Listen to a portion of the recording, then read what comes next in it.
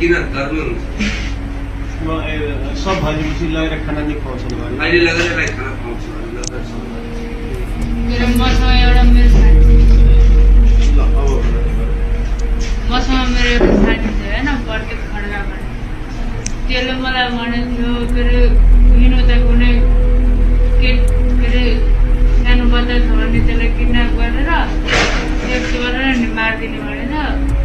अनि त्यसले उता भाग्यो घर अनि घर भागेपछि म त्यही बसेँ नि त यो गर्ने बेलामा तिम्रो दुईजना थियो को प्रदीप खड्का के तिमीसँग काम गर्छ कि होइन ऊ पढ्छ ऊ पढ्छ कहाँ बस्ने कता हो ऊ पनि सिमरामै हो सिमरामै बस्ने हो घरभन्दा कति टाढा बस्छ हो तिम्रो मेरो घरभन्दा 10 मिनटको बाटो 10 मिनटको बाटो छ त्यो दिन